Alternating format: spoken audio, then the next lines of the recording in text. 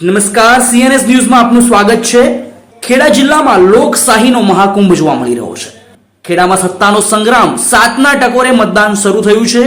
14.72 લાખ મતદારો આજે ઉમેદવારનું ભાવિ નક્કી કરશે। નડિયાદમાં ઉત્સાહ જોવા મળી રહ્યો છે અને ભાજપ પ્રદેશ મહામંત્રી અજયભાઈ બ્રહ્મભટ્ટે મતદાન કર્યું છે।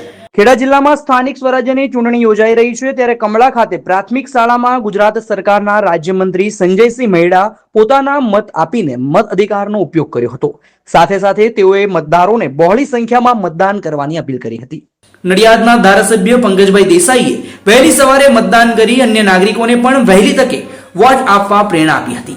આંકડાકીય અપડેટ પર નજર કરીએ તો સવારે 11 વાગ્યા સુધીમાં નડિયાદમાં 23.41% સરેરાશ મતદાન નોંધાયું છે। સીએનએસ ન્યૂઝ આપને ખાસ અપીલ કરી રહ્યું છે, પહેલા મતદાન કરો પછી બીજું કામ કરો। લોકશાહીના આ પર્વમાં સહભાગી થાઓ અને પોતાનું કિંમતી મત અચૂક આપો। નમસ્કાર, આપ જોઈ રહ્યા છો સીએનએસ ન્યૂઝ। આજે રવિવાર 26 એપ્રિલ 2026ના રોજ ખેડા જિલ્લામાં સ્થાનિક સ્વરાજ્યની ચૂંટણીઓ માટે રણસિંગુ ફૂંકાઈ ચૂક્યું છે।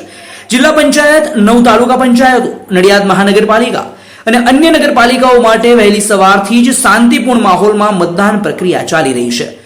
કુલ 852 ઉમેદવારોનું રાજકીય ભાવિ આજે ઈવીએમમાં કેદ થશે। ખેડા જિલ્લામાં સવારના 7 વાગ્યાથી જ મતદાન મથકો પર મતદારોની લાંબી કતારો જોવા મળી રહી છે। નડિયાદ મહાનગરપાલિકાની હાઈ વોલ્ટેજ ચૂંટણીમાં શરૂઆતના 4 કલાકમાં જ જબરજસ્ત પ્રતિસાદ મળ્યો છે। સવારે 7 થી 11 વાગ્યા સુધીમાં સરેરાશ 23.41% મતદાન નોંધાયું છે। આજના લોકશાહીના પર્વમાં દિગ્ગજ નેતાઓએ પણ પોતાની ફરજ નિભાવી છે।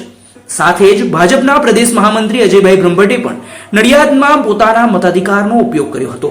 નડિયાદના ધારાસભ્ય પંકજભાઈ દેસાઈએ વહેલી સવારે મતદાન કરી અન્ય નાગરિકોને પણ વહેલી તકે વોટ આપવા પ્રેરણા આપી હતી। મતદાન કર્યા બાદ મીડિયા સાથેની વાતચીતમાં નેતાઓએ જણાવ્યું હતું કે ગરમીનો પારો વધે તે પહેલા જ નાગરિકોએ મતદાન મથકે પહોંચી જવું જોઈએ।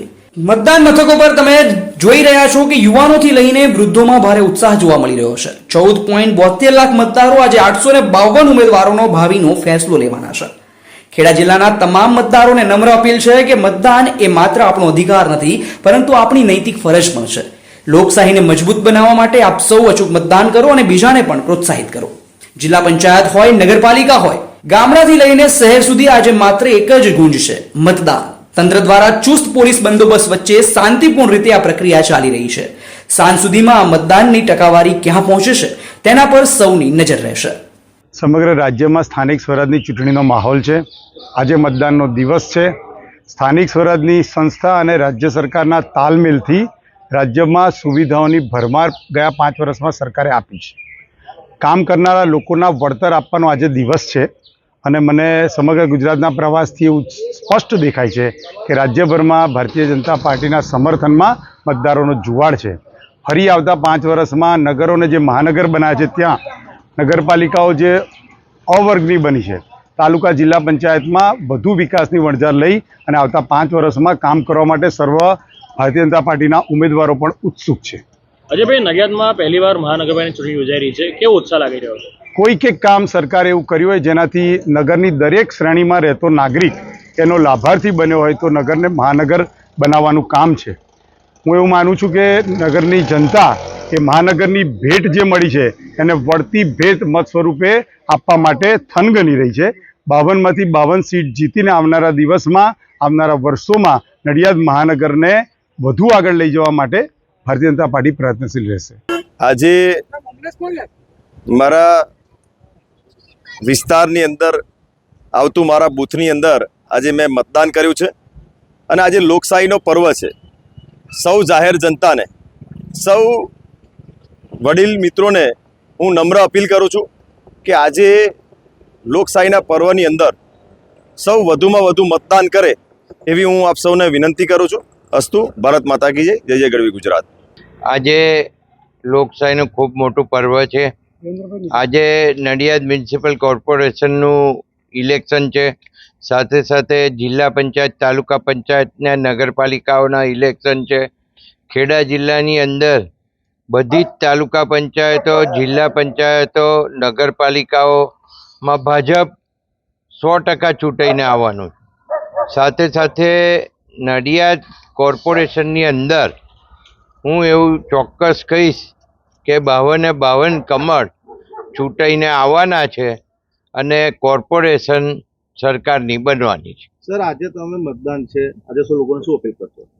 આજે લોકો ગરમી ખૂબ છે, પણ સવારથી 7 વાગ્યાથી મતદાન શરૂ થઈ ગયું છે.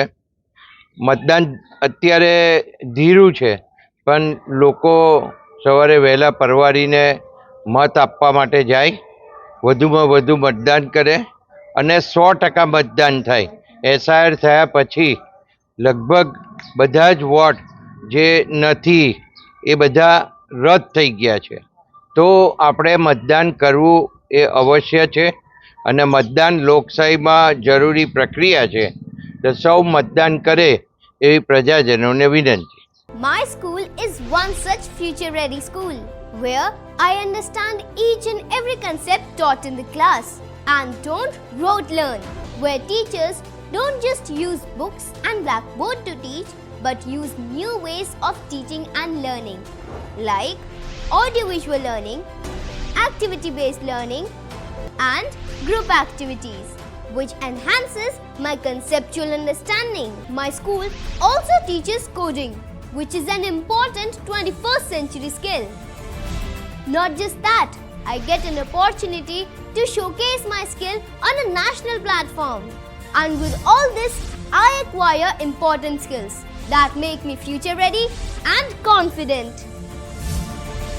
Would you also like to know where is my future ready school? Visit now and see for yourself.